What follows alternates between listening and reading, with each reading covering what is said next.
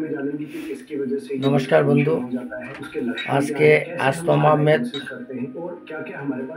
बयस 14 বছর এখানে আমরা আজকে ওর কম্পিউটার চেকিং করাচ্ছি।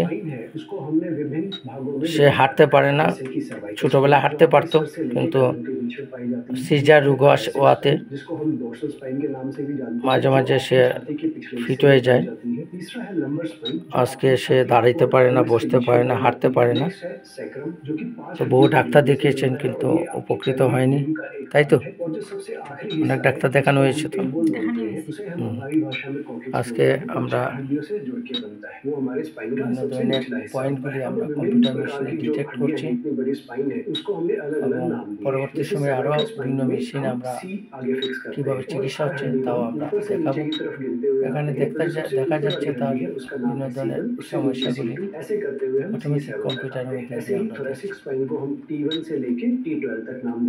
আমরা। নমস্কার বন্ধু, আমরা পরবর্তী ভিডিও কীভাবে চিকিৎসা হয় সেই প্রসেসগুলো দেখাবো।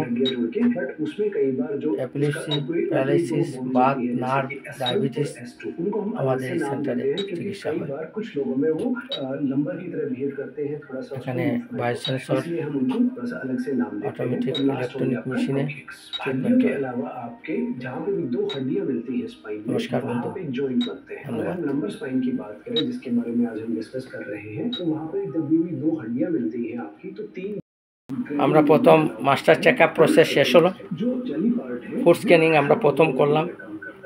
এখন এখানে দেখতে পাচ্ছেন পাটা যাদের প্যারালাইসিস হয়ে যায়, নার্ভে প্রবলেম, বডি ডিফর্মেশন হয়ে যায়, অটোমেটিক ফুড স্পেয়ার মেশিনের মধ্যে দিয়ে অটোমেটিক ট্রিটমেন্ট হয় এবং ধীরে ধীরে যে পায়ের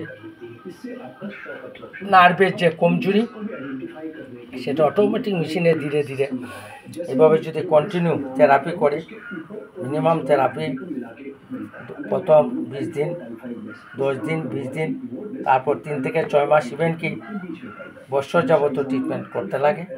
কিন্তু আমাদের এখানে বেশি দিন লাগে না, কন্টিনিউ মেশিন লাগালে অটোমেটিক মেশিনে ট্রিটমেন্ট হয়। এখানে দেখতে পাচ্ছেন কি সুন্দর অটোমেটিক মেশিনে তার পায়েরগুলি যেগুলি সেন্সেশন কম বা এগুলিকে আস্তে আস্তে সে মেশিনের মধ্যে দিয়ে অটোমেটিক তার ট্রিটমেন্ট চলছে। এখানে দেখতে পাচ্ছেন অটোমেটিক টাইমিংস দেওয়া, টাইমসটা অটোমেটিক চিকিৎসা হবে, অটোমেটিক মেশিন হবে। নমস্কার, এখানে দেখতে পাচ্ছেন অটোমেটিক মেশিন। এখানে ব্রেনের মধ্যে যাদের সমস্যা এখানে দেখতে পাচ্ছেন অটোমেটিক ব্রেনটা লেজার দিয়ে তার গাড়ির চিকিৎসা চলছে এবং পেশেন্টটা দেখতে পাচ্ছেন। এখানে দেখতে পাচ্ছেন লাইট অটোমেটিক। যাদের প্যারালাইসিস, বাত, নার্ভ, এপিলেপসি, ব্রেনের থেকে সমস্যাগুলি হয়, নার্ভের সমস্যা হয়, এখানে লেজার টেকনোলজির মধ্যে দিয়ে, ইনফ্রালাইটের মধ্যে দিয়ে এদের চিকিৎসা করা হয় এবং খুব ভালো রেজাল্ট, খুব তাড়াতাড়ি রোগী সুস্থ হয়ে যায়। এখানে দেখতে পাচ্ছেন রোগীটা আজকে 14 বছর ধরেই সে রোগে ভুগছে। প্রথম স্কুলে যাওয়ার পরে প্রথম অ্যাটাক হয় ও তারপর থেকে ধীরে ধীরে ধীরে ধীরে তার সমস্যা দেখা দেয়। হাতেরও সমস্যা রয়েছে,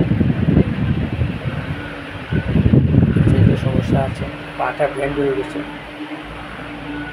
আস্তে আস্তে ফিজিওথেরাপি করতে হবে, বিভিন্ন ধরনের বাক্স মিক্স করতে হবে।